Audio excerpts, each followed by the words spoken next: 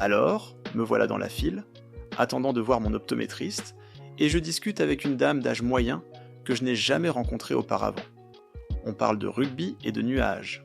Ça ne me semble même plus étrange à ce stade, mais je n'ai pas toujours été comme ça. Il fut un temps où j'avais peur de sortir en public, sans parler de demander à un employé du magasin où se trouvaient les chaussettes. Sérieusement, je suis resté sans chaussettes pendant des semaines.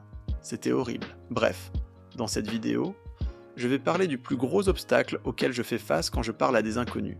Pourquoi je leur parle et ce que je leur dis. Oh Seigneur, c'est bon d'être ici avec vous. D'accord, clarifions une chose dès le début. Il n'est pas toujours approprié de parler à des inconnus, selon l'endroit et la culture. Mais ici en Australie, d'où je viens, c'est généralement tout à fait acceptable, surtout que je vis loin de la ville. Mais cela ne répond pas à la question. Pourquoi le fais-je ? Pourquoi ai-je commencé ? Et pourquoi le fais-je encore aujourd'hui ? Qu'est-ce que j'en retire ? Il y a un énorme éléphant dans la pièce. Et vous savez probablement ce que c'est, l'anxiété sociale. Ça craint. Ça vous empêche de faire quoi que ce soit. J'ai donc décidé de faire face à ma peur. Et d'une certaine manière, cela m'a aidé. Mais il y a aussi d'autres façons dont ça m'a aidé que je vais vous expliquer. Je voulais acquérir de l'expérience et rendre mes compétences sociales plus flexibles. Je pense que c'est le bon mot. Je voulais aussi agir, prendre des initiatives au lieu d'attendre que les gens viennent vers moi. Si j'étais perdu, je pourrais demander de l'aide. Ce que je ne pouvais pas faire avant par manque de courage. Le meilleur avantage que j'ai ressenti, c'est le sentiment de liberté et les conversations amusantes, intéressantes et mémorables que j'ai eues avec des gens que je ne reverrai probablement jamais. Il y a quelque chose de spécial dans ces moments. Mais il y avait un gros monstre effrayant en travers de mon chemin, et son nom était l'anxiété sociale. En grandissant, mon anxiété sociale m'a littéralement mis à terre. Mais après de longs mois, j'ai pris une grosse batte de baseball et je l'ai vaincue. Et je vais vous montrer comment j'ai fait. D'abord, j'ai des astuces simples à partager.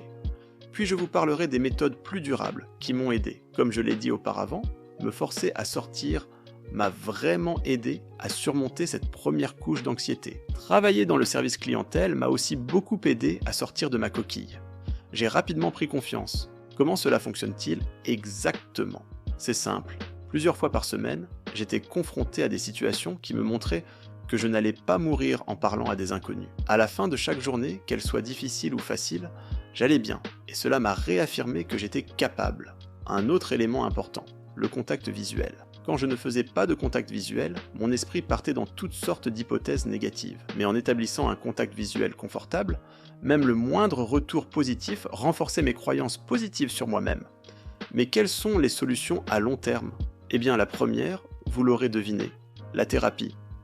Si vous y pensez depuis un moment, c'est peut-être le moment de réserver votre première séance. Trouver le bon thérapeute pour vous peut vraiment changer votre vie, comme ça l'a été pour moi. Un autre aspect qui m'a aidé, me concentrer sur ce qui se passe à l'extérieur au lieu de m'enfermer dans ma tête.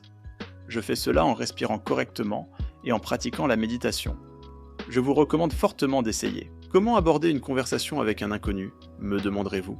Pour moi, la deuxième règle la plus importante après la conscience de soi, c'est la gentillesse. Ils ne me connaissent pas, et je ne les connais pas, donc je fais preuve de bienveillance. Par exemple, il m'est arrivé d'aider un ami à choisir un parfum. Pendant que nous explorions les différentes senteurs, il m'a dit que je me débrouillais bien avec les vendeurs. Tout ce que je faisais, c'était d'être poli et sincère. Des phrases simples comme « Pourrions-nous essayer cette bouteille ?» ou « Merci pour votre temps » peuvent faire toute la différence. Leçon importante que j'ai apprise, il n'est pas nécessaire d'être toujours sérieux. Et parfois, être soi-même, détendu et authentique, c'est ce qui fonctionne le mieux. Mais la règle la plus importante pour parler à des inconnus, cependant, c'est la conscience de soi. Il y a un temps et un lieu pour ça. Si vous êtes dans un café bondé, ou si quelqu'un semble pressé, il est évident qu'il ne veut pas être dérangé. Et bien sûr, la sécurité avant tout. Ne parlez pas à un maniaque au milieu de la nuit, dans une rue déserte.